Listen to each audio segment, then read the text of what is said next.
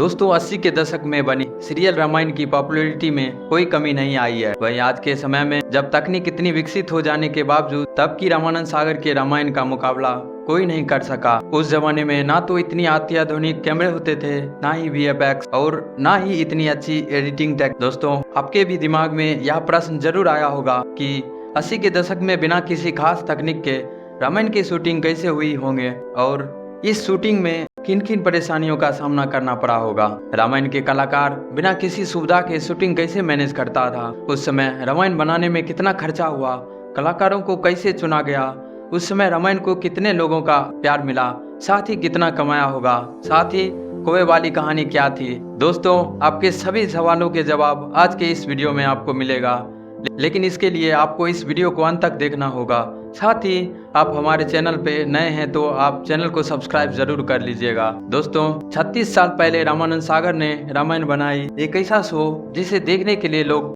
TV के सामने चिपक जाते थे। उस वक्त सड़कों पर सन्नाटा पसर जाता था, लोग दूसरे के घरों में जाकर इसे देखते थे। दोस्तों इस शो का प्रभाव इतना गहरा था कि लोग अक्सर चप्पल उतार कर और महिलाएं सर पर पल्लू रखकर इसे देखा करती थी और टीवी के राम सीता को लोग असल जिंदगी में पूजने लगे थे। रामानंद सागर के लिए 80 के दौर में रामायण जैसा भव्य शो बनाना इतना आसान नहीं था।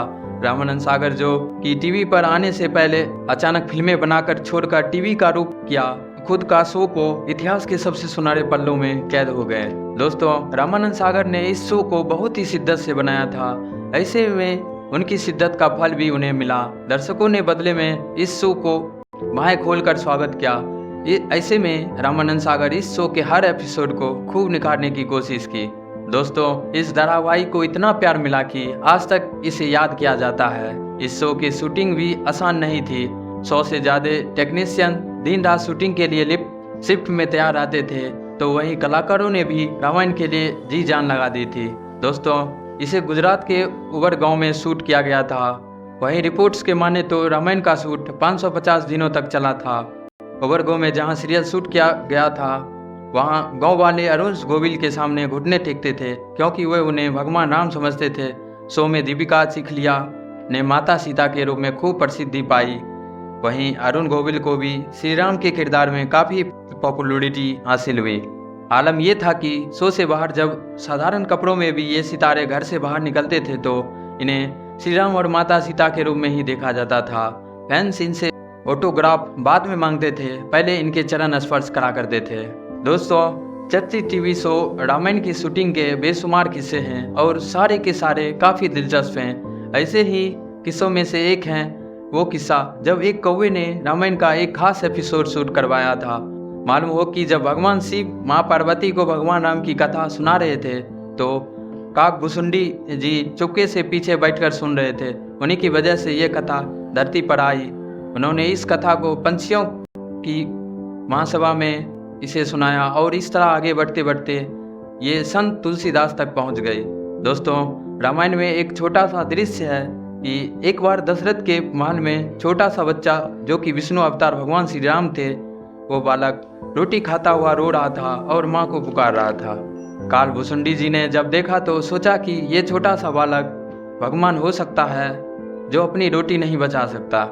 उन्हें लगा कि ये जरूर कोई ढोंगी है, मैं जाकर परीक्षा लेता हूँ। काक भुसुंडी जी ने जाकर उस बालक की रोटी छीन ली। प्रेम सागर ने इंटरव्यू में बताया कि उनके पिता रामानंद सागर ने ये किस्सा सोच तो लिया, लेकिन इसे शूट कैसे करना है ये उन्हें समझ नहीं आ रहा था। वो उस वक्त मोर गांव में शूटिंग कर रहे थे। जगह थी वृंदावन स्टूडियो। इस जगह पर बहुत पेड़ थे और शाम को सूरज डूबते ही सारे कौवे चिल्लाने लगते थे। कौवों को पकड़ना आसान काम नहीं है। इसी तरह रात को 12 बजे तक 4 कौवे पकड़ में आए। सुबह 9 बजे से शूटिंग शुरू होनी थी। जब पकड़े गए कौवे को देखा गया तो उनमें से 3 भाग चुके थे। इसके बाद रामानंद सागर कौवे के पास गए और उसे नमस्कार किया और उन्होंने कहा, हे काक भुसुंडी जी, मैं संकट में हूँ, आप मेरी मदद कीजिए। अगले हफ्ते एपिसोड जाना है, करोड़ों लोग देखेंगे। इसके बाद जंगली हो चुका कौवा बेहद शांत हो गया था। इसके बाद रामानंद सागर जी ने कौवे से जो कहा वो उस कौवे ने माना। दोस्तों कई मीडिया रिपोर्ट्स में ये दावा किया जाता है रामानंद सागर उस समय अपने शो के एक एपिसोड को बनाने में लाखों रुपये खर्च करते थे। वहीं मीडिया रिपोर्ट्स की माने तो उस वक्त रामायण के एक एपिसोड का खर्च लगभग 9 लाख रुपये थे। साथ ही दोस्तों ऐसा दावा किया जाता है कि इससे होने वाली कमाई 40 लाख तक होती थी। वहीं पूरी कमाई तो और भी हैरान कर देने वाली है, जहां रामानंद सागर जी की रामायण 30 करोड़ से ज़्यादा कमाई कर चुकी थी। इतना ही नहीं, जब भारत में कोरोना काल था तो इसी रामायण ने हमें जोड़ कर रखा था। उस समय भी इसकी लोकप्रियता में कोई कमी नहीं आई थी। भारत के अलावा रामायण को 55 देशों में टेलीकास्ट किया गया था। बीबीसी के अनुसार इस शो को दुनिया भर में 650 मिलियन से ज़्यादा लोगों ने देखा था। इसी के साथ रामायण दुनिया में सबसे ज़्यादा देखा गया शो बना। धन्यवाद।